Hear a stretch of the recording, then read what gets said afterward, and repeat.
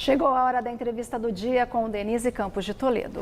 E nós vamos falar agora sobre BCBR, a prévia do PIB que foi divulgada hoje pelo Banco Central, com aquela queda de 0,15%. Vamos falar do cenário macroeconômico do país. Eu estou aqui com o Marcelo Kifuri Moinhos, que é coordenador do Centro Macro Brasil da Escola de Economia da FGV São Paulo. Marcelo Kifuri, boa noite. Boa noite. Bom, vamos começar falando do BCBR, que veio fraco, né, com uma queda de 0,15% em agosto. Não foi exatamente uma surpresa, que a gente já tinha visto queda de vendas do comércio, queda da produção industrial. Agora, isso é a sinalização de um final de ano mais fraco? A economia está andando de lado, né? E continua desbalanceada. Agora, a rotação é de volta para o normal. Então, a gente está vendo o setor de serviços subindo e o setor industrial enfraquecendo. Então, o contrário que ocorreu na pandemia. Então, no princípio do ano, a gente via que a indústria estava bombando e agora ela está refluindo e os serviços que estão recuperando. Então, isso é um pouco da média lá com a cabeça no forno e o pé na geladeira, né? Ficou zero com o serviço bom e a indústria ruim. Agora, essa é a tendência também para o ano que vem, porque a gente tem visto há várias semanas o mercado financeiro, no relatório Focus, cortando a projeção de expansão no ano que vem.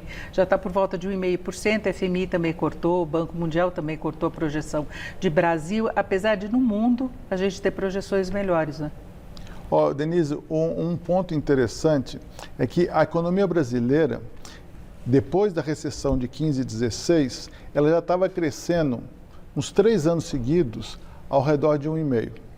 Então, teve a recessão da pandemia, caiu 4,1% no ano passado, vai recuperar tudo esse ano, tá? Então vai subir os 5%, mas vai ficar quase no 0 a 0. E aí você vai voltar para aquela tendência anterior de subir 1,5%, que deve ser o potencial que a economia brasileira consegue crescer sem gerar inflação. E é curioso que vão mudando as condições e o Brasil tem esse PIB potencial muito baixo já há bastante tempo. A gente ainda tem os efeitos da pandemia, por exemplo, mas a gente já teve momentos, por exemplo, de avançar reformas, de ter outros estímulos e a economia brasileira não decola, né?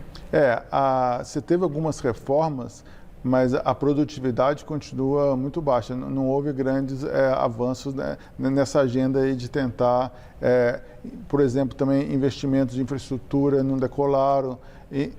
Na margem, até os investimentos não estão tão ruins. Eu estava vendo alguns dados hoje de bens de capital, de construção, de caminhões. Aparentemente não está tão ruim, mas é um problema meio que crônico da economia brasileira, que depois lá do meio da década passada perdeu o dinamismo. Agora, a gente vê um problema muito sério, por exemplo, no setor industrial, que você estava citando, de perda de competitividade, né? Então, a gente vê um avanço das exportações brasileiras, mas principalmente de produtos básicos e agropecuária. A gente exporta muito insumos e o Brasil não tem conseguido avançar em competitividade no setor industrial, né? Mas isso é um problema que começou lá desde do princípio dos anos 2000, quando houve a arrancada aí da China como grande produtora de indústria do mundo. Então, o Brasil meio que deixou de ser exportador de quase tudo. A gente tinha umas exportações muito diversificadas, não só em termos de produto, como também para todas as geografias do mundo. E a partir desse momento que a China assumiu, e o leste da Ásia, assumiu essa postura de ser a grande produtora de bens industriais, o Brasil acabou que se especializou mais na parte de commodities. Então, hoje em dia, o componente commodities dentro das exportações é muito maior. Agora, Marcelo, tem um outro problema que o Brasil voltou a enfrentar, que é a questão da inflação. É um problema global, mas a gente sabe que a gente está com um percentual meio arriscado aí, naquela faixa de 10%.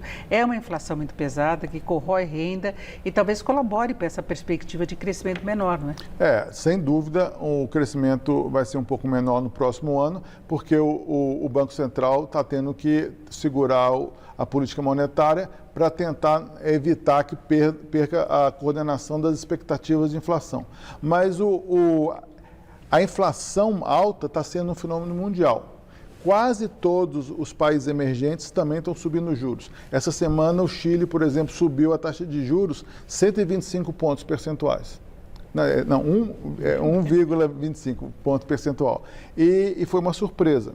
E então, a gente pode ter acordado antes do que os outros países que essa inflação não é transitória, mas tem um componente aí permanente. E o Brasil também tem um certo receio pela memória inflacionária, né? A gente ainda tem a indexação presente em alguns segmentos, então fica aquele receio de todo mundo querer correr na frente de uma inflação projetada no nível mais alto. Sim, tem essa questão e também o Banco Central não goza da mesma credibilidade que, por exemplo, o FED, o Banco da Inglaterra, o ECB.